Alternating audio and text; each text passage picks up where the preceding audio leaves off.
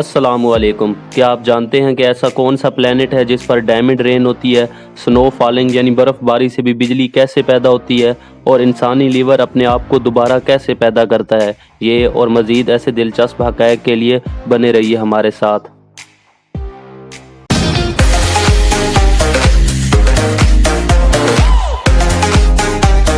Scientist ने एक ऐसी डिवाइस इजाद कर ली है जिसके ज़रिए वो स्नोफॉल यानी बर्फ़बारी के ज़रिए से तवानाई पैदा कर सकेंगे। आप इस बात से बखूबी आगाह होंगे कि साइंटिस्ट सूरज, हवा और पानी से बिजली पैदा करने में कामयाब रहे हैं, लेकिन आपको ये बात जानकर बेहद खुशी होगी कि अब साइंटिस्ट बर्फ़बारी से भी बिजली पैदा कर सकते हैं। नैनो एनर्जी जरीदे में होने वाले एक 2019 के मुताले के मुताबिक लॉस एंजल्स और कैलिफोर्निया यूनिवर्सिटी के इंजीनियर्स और केमिस्ट माहिरीन ने सिलिकॉन से बनी एक ऐसी डिवाइस तैयार कर ली है जो बर्फ़बारी से इलेक्ट्रिसिटी प्रोड्यूस कर सकती है। अमेरिका ने हादसाती तौर पर 1958 में साउथ कैरोलिना पर एटम बम गिराया था। आप लोग ये बात जानते होंगे कि अमेरिका ने जापान के दो शहर हिरोशिमा और नागासाकी पर एटम बम गिराए थे, लेकिन क्या आप जानते हैं कि मार्च 1958 को एटम बम से लैस एक B-47 तैयारा बरतानिया गया था। फ्लाइट के दौरान पायलट्स को कोई फॉल्ट महसूस हुआ और जब वो चेक कर रहे थे तो हादसाती तौर पर उनसे इमरजेंसी पिन रिलीज हो गया, जिससे वो बम साउथ कैरोलिना पर जा गिरा, लेकिन खुशकिस्मती से वो एटम बम फटने से बच गया था। जेलीफिश की नस्ल में एक ऐसी जेलीफिश है जो कभी मरती नहीं है। जब ये जेलीफिश बालिग होती है तो अपने सेल्स को बचपन की हालत में तब्दील कर लेती है। साइंटिस्ट ने इस जेलीफिश का नाम टोटोपसिस डोरनी रखा है। ये अपनी हालत को आमतौर पर उस वक्त तब्दील करती है जब इसे कोई चोट लगी हो या ये बीमार हो या यहाँ तक कि ये अगर फाके कशी का शिकार हो तो। साइंटिस्ट इसके DNA पे मुसलसल रिसर्च कर रहे हैं और खदशा है कि कोई नई मखलूक ना उभर आए। बिल गेट्स ने करीबन अपनी आधी दौलत डोनेट कर दी है। माइक्रोसॉफ्ट के बानी बिल गेट्स के मुताबिक अगर आप काफ़ी खुशकिस्मत हैं तो आपको अपनी दौलत का 50% उन लोगों को अतिया करना चाहिए जिन्हें इसकी ज़रूरत है। 2013 तक उन्होंने $28 बिलियन का अतिया किया है और उन्होंने दुनिया भर में लोगों को वैक्सीन और बेहतर सेहत की देखभाल लाकर तकरीबन 60 लाख अफराद की जानें बचाई हैं।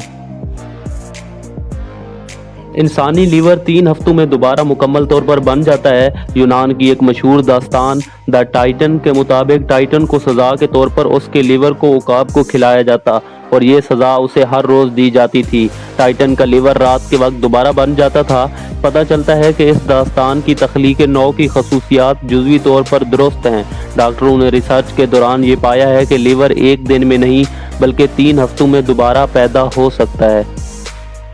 प्लूटो प्लैनेट टेक्निकली तौर पर 1 साल भी पुराना नहीं है, यानी कि इसकी एज 1 साल भी नहीं है। प्लूटो को 18 फरवरी 1930 को दरियाफ्त किया गया था। ये सूरज से बाकी प्लैनेट्स की निस्बत बहुत दूर है।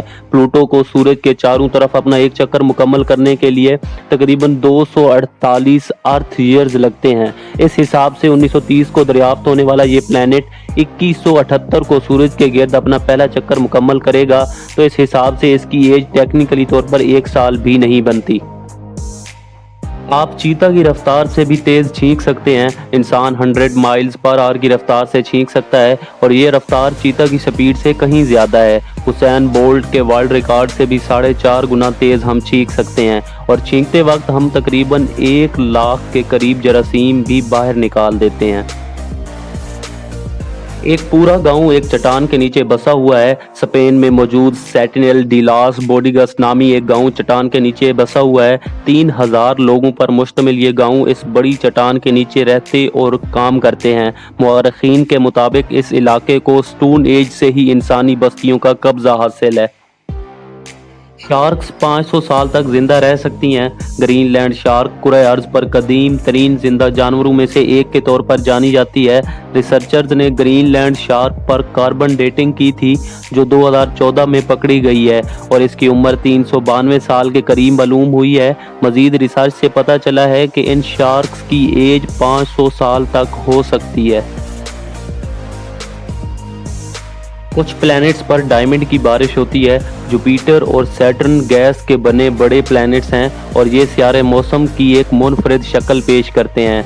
حال ہی میں سائنسدانوں نے دریافت کیا ہے کہ ان دونوں پلینٹس کی آب و ہوا میں کاربن کی کافی مقدار پائی جاتی ہے، اور جب سپیس میں موجود اس کاربن پر آسمانی بجلی پڑتی ہے تو یہ گریفائٹ کی شکل اختیار کر لیتے ہیں، اور نیچے گرتے وقت ان سیاروں کا ماحول دباؤ کی وجہ سے اس گریفائٹ کو ہیرے کی شکل دے دیتا ہے۔ اس طرح سے ان سیاروں پر ہیروں کی بارشیں ہوتی ہیں۔